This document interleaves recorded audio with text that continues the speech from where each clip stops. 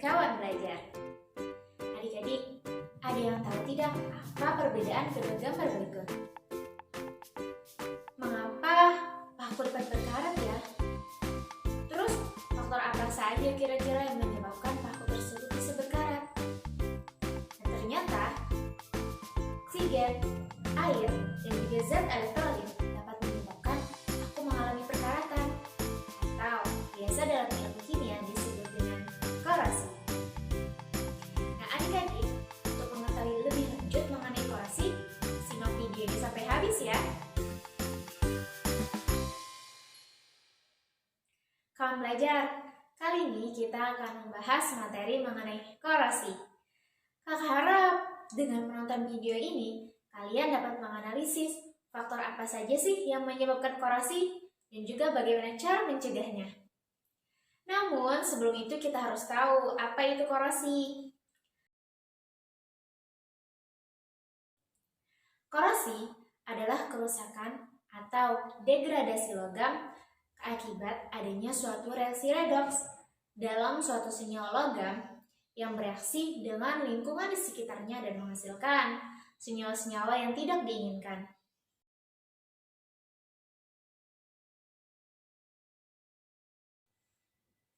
Jadi, dapat kita ketahui bahwa proses korosi besi terjadi karena adanya perbedaan kereaktifan dari permukaan logam tersebut. Logam yang lebih reaktif akan lebih mudah untuk mengalami oksidasi. Coba perhatikan reaksi di bawah ini. Logam atau Fe akan teroksidasi menghasilkan ion Fe2+. Dan ion ini akan mengalir menuju logam atau permukaannya yang kurang reaktif yang terjadi di katode. Nah, ion ini akan mengalir melalui air dan menyebabkan oksigen mengalami reaksi reduksi. Kawan belajar, ada beberapa faktor yang menyebabkan terjadinya proses korosi. Yang pertama adalah oksigen. Oksigen yang ada di udara menyebabkan terjadinya proses korosi dapat terjadi. Karena dalam proses korosi ini terjadi reaksi redoks. Reduksi terjadi di oksigen dan oksidasi terjadi pada logam besi. Yang kedua adalah air. Air merupakan salah satu faktor terpenting dalam terjadinya proses korosi. Adanya uap air pada udara maka akan mempercepat terjadinya proses korosi tersebut. Yang ketiga adalah larutan elektrolit.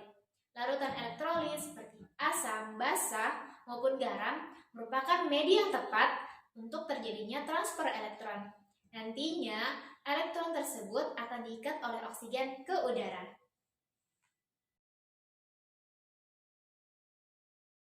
Kawan belajar, coba perhatikan benda apa saja sih di rumah kalian yang terbuat dari logam? Kira-kira benda tersebut bisa berkarat atau tidak ya? Ternyata ada beberapa cara yang dapat digunakan untuk mencegah terjadinya perkaratan atau korosi, yaitu dengan cara perlindungan mekanis dan juga perlindungan elektrokimia.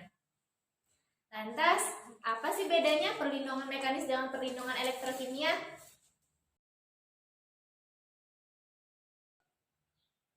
Yang pertama yaitu perlindungan mekanis.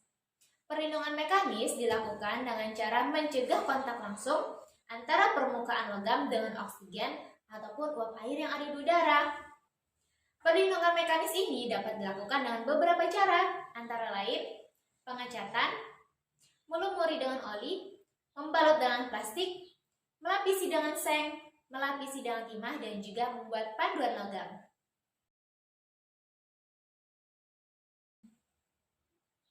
Perlindungan yang kedua yaitu perlindungan elektrokimia atau disebut juga sebagai perlindungan katodik. Tapi ada juga sih yang menyebutnya sebagai pengorbanan anoda atau anodasi. Nah, pada perlindungan elektrokimia ini, permukaan logam dihubungkan dengan logam lainnya yang memiliki nilai enol yang lebih kecil. Biasanya, untuk perlindungan elektrokimia ini digunakan untuk melindungi kawat pada pipa air, menara raksasa, dan juga baling-baling kapal laut.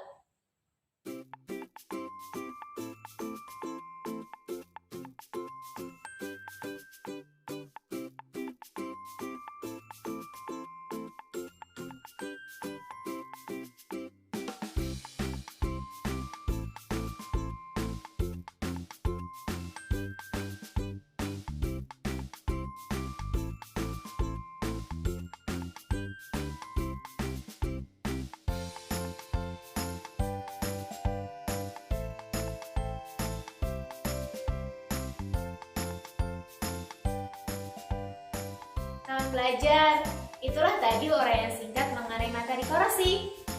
Jadi korosi adalah kerusakan atau degradasi dari suatu logam karena adanya reaksi redoks antara suatu logam dengan logam lainnya. Kemudian, faktor-faktor yang mempengaruhi korosi ada oksigen, air, dan juga zat elektrolit. Dan cara mencegahnya yaitu dengan perlindungan mekanik dan juga perlindungan elektrokimia. Terima kasih ya telah menonton video ini sampai habis. Semoga bermanfaat untuk adik-adik semua. Tetap semangat dan terus belajar. Sampai jumpa kawan belajar.